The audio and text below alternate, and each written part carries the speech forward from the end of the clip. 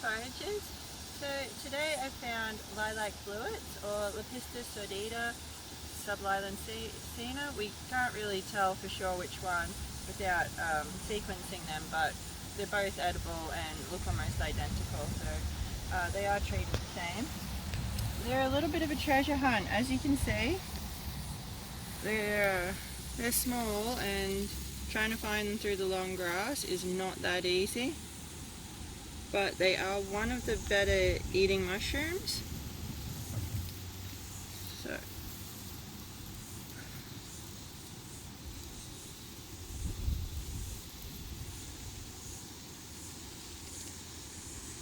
they're actually quite fragile, as you can see, and the cap's a little bit waxy.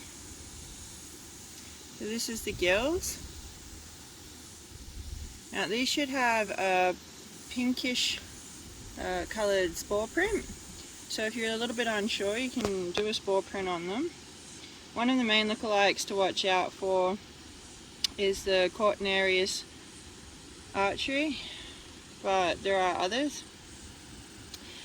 So this one has a smell that's kind of floral, so yeah, almost slightly fruity and floral. I don't know any better way to describe it, but yeah, it's quite a distinct smell, and they have a lovely taste. They're not quite so mushroomy in my opinion. So yeah, the smell and taste is quite distinct, and it is different to your typical mushroom, if there is such a thing. But yeah, a very, very nice mushroom. They're very pretty. So this one's a little bit older. As you can see, the cap is a lot paler. So this is what they look like when they're a little bit more mature, a little bit older.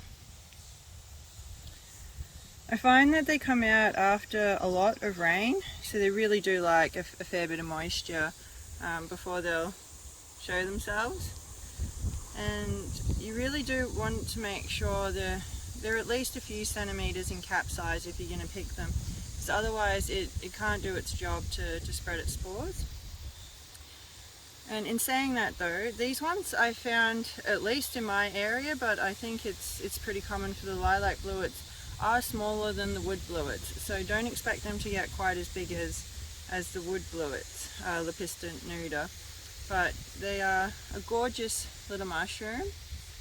But yeah, do make sure though that you're ethical in your harvesting, and also try not to trample the ground where you're picking them from. So be very careful, because they're quite tiny when they emerge. So yeah, just be really mindful of that, so that they will keep sporing and propagating.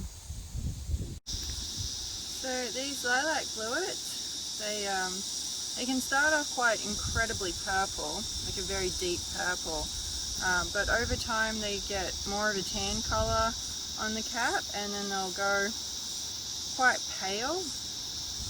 They're easier to identify when they're still very purple. So that's the gill attachment. You can see the start there.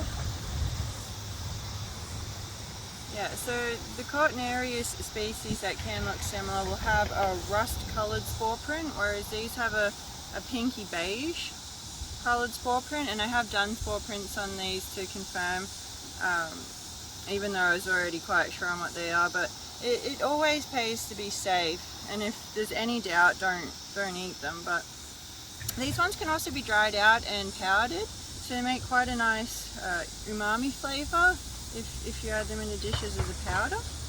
But yeah, they're really, really nice sauteed, really, really good eating mushroom that you can find throughout summer and into autumn.